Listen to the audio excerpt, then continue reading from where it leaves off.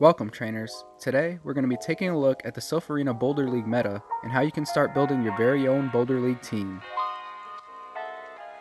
For those who are not familiar with the Silph Arena, it is a non-sponsored competitive Pokemon Go PvP scene where players will have the chance to test their skills against other players in the arena. Tournaments are hosted locally by Discord community admins who are willing to organize them, and your wins and losses will count towards your ranking on a global scale. Within the Silph Arena, there will be monthly themed cups. If you perform well enough in these monthly cups within your region, you can earn yourself a seat at the regional tournament, and from there, the best of the best can then compete at the World Invitationals. For more information on how this tournament system works, head to silph.gg and a link can be found in the description of this video. The first monthly competition is titled the Boulder Cup and will run from January 6th until January 31st. Within this cup, we are limited to using fighting, ground, steel, and rock type Pokemon.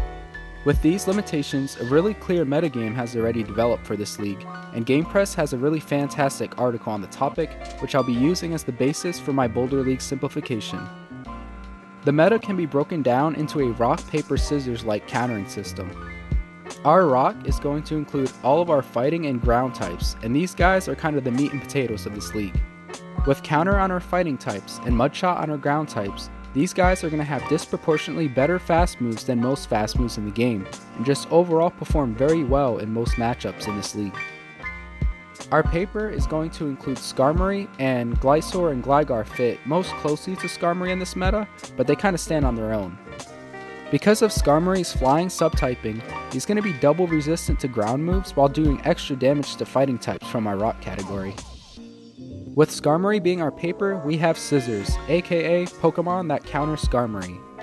These Pokemon are going to be able to use moves which are super effective against Skarmory, or just be able to outperform Skarmory in a steel on steel battle. The issue with our paper, of course, is that they fall prey to the ground and fighting type moves of our rock. For a full list of top performers in the Boulder League and which moves you want to use, check out the link in the description for the Gamepress article.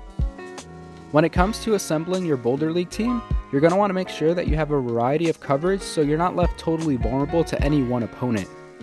I'm still in the process of assembling my Boulder League team, but I'm going to share my assembly process with you, and I'm actually looking for feedback on how I can improve my team going forward. This team is far from finalized, but here's what I have so far.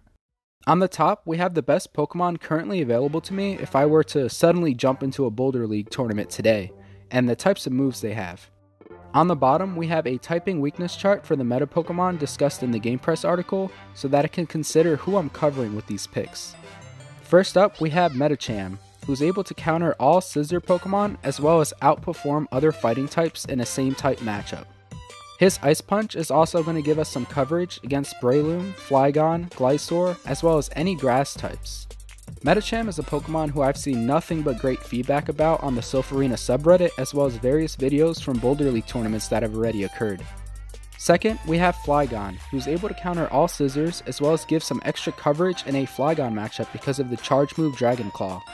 Dragon Claw is also a move that will generally perform well in neutral matchups, but he can easily fall behind if the opponent has an energy advantage or more shields. He also falls prey to a Skarmory matchup. Third, we have Breloom, who's going to cover all scissors and give me coverage against Whiscash, Marshtomp, and Poliwrath. He also performs well in electric type matchups, but with flying moves doing extra damage to him, he'll get wrecked by Skarmory as well.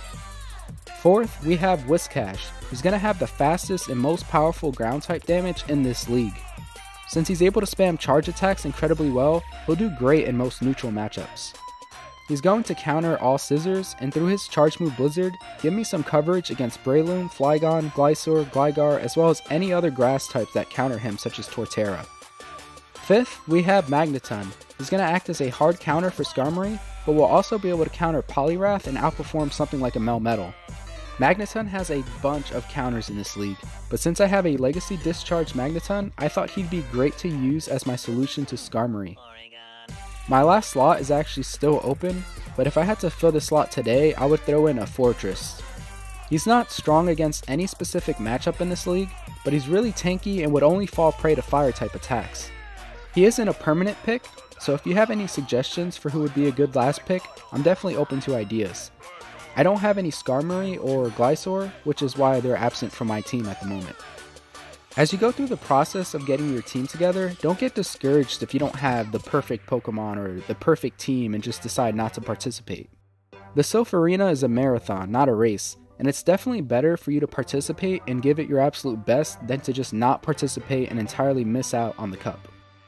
The one concept I'm keeping in mind as I assemble my team is simple: am I fully covered? I think this concept is most important during the team assembly process.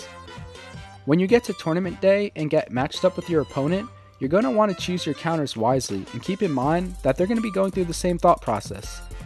I'll use 3 sample matchups with my team so that you can see what I mean.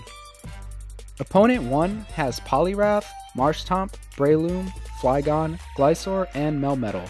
My first thought is Medicham, since he directly counters Melmetal and can outperform Poliwrath and Breloom. His Ice Punch also provides coverage against Flygon and Glysaur, leaving me with the option of potentially not switching out in those matchups and forcing my opponent to shield at the expense of also shielding. I'm also thinking that I'll want to include Breloom with Seed Bomb for coverage against Marshtomp and Poliwrath. I'd probably also use Whiscash for his charge attack spam, as well as not being countered by anyone except for Breloom. Blizzard also gives me some extra charge attack coverage against Flygon and Glysaur.